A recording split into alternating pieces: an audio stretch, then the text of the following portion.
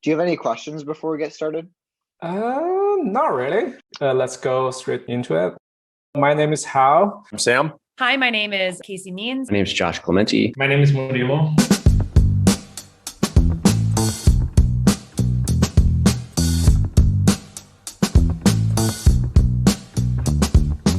The culture is unique. We believe in building culture through our actions, not through policy. Remote first, for sure, and asynchronous working. A lot of my friends spend most of their days in meetings. We do not have meetings. Most of the decisions are actually traceable in the documentation, and they tend to be very well thought out. I've recorded looms of just myself doing email. All right, so here's an example of de-threading, which is a way of taking a single message. And apparently that's been incredibly helpful for people. He's an expert on utilizing emails. We are asynchronous, and that means that we allow every person to select for the schedule that works best for them. You see, this is new for me, right? So before this, every company joined remotely.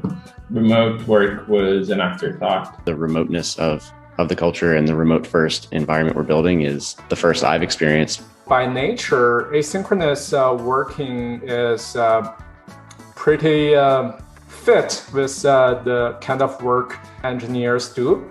For some people, their number one priority is to be home to read their children a bedtime story. And they like to spend their weekends with their family and they don't check email.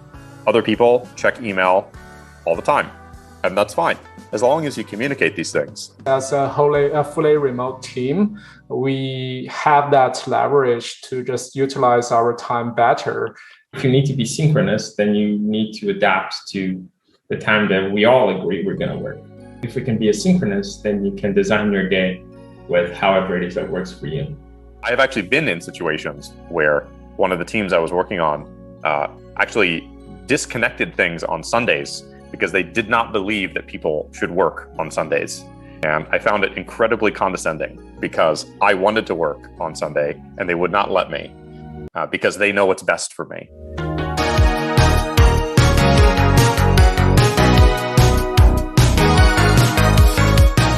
Everything at a startup is the best effort at that time. And if there's parts of the culture that you think could be improved or changed, it's a company that is super open to hearing that. So write it down, circulate it, share it, and be confident that people are going to listen and be wanting to grow and continue to evolve and learn. It's not perfect. Nothing's perfect. And so if you know that something could be slightly better, just like jumping in and contributing immediately. Everybody really focus and care about the members. Most people at the company are very interested in health, wellness, fitness, food, and there's a lot of discussion about that. This is the first tech company I've ever worked for. One of the most obvious and gruesome things that is different about this from my last job is there's less blood and pus, which is awesome as coming from the surgical world. We emphasize on transparency across the company. The people that I work with, I have such confidence in them.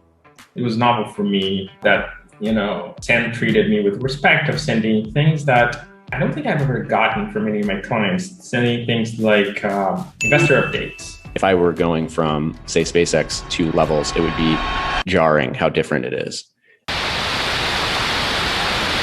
This is where I struggled a bit coming up to speed with Sam, because early on when we were raising money, Sam wanted to share our documentation promiscuously, like just anyone who wanted it, send it out. And I certainly felt differently. I came from a very heavily regulated industry in hardware where it was like ITAR controls. You don't send anything out. And it's like there's felonies if that happens. It made my skin crawl a little bit to be sending investor updates to non-investors, for example. At the end of the day, Sam helped adjust my mindset around this in the same way, which was that at that stage of the company, we still need believers, not just internally, but also externally. Well, guess what? If you think that just the information alone is all it takes to succeed, then you're not doing it right. I had in my mind something that I thought was a very high priority project. And I sent it to David and said, "Hey, David, this is the new priority." And he responded and said, "Cool. So these are the 5 projects that I'm currently working on that I think are high priority. Where does this fit within that list?" And it was like, yeah, okay, you're right. This is not high priority. Velocity is the biggest difference Levels has compared to all the companies I worked before.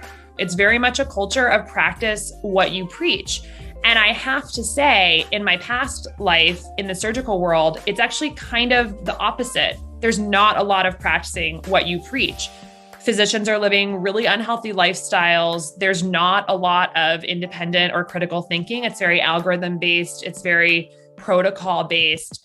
And we're not really focused on health. We're focused on reacting to disease. So there's that misalignment a little bit between of values. And here at Levels, there's total alignment of values. I really want to be part of it and helping more variety of people to realize their metabolic health, how important it should be. Like, this is a group who is healthy, is critical thinking, is independent thinking, is really focused on growing, learning. And all of that feeds into our company culture and our business. And it's just, it's a really beautiful place to be, where you can show up as your full self to work, and for that to be supported.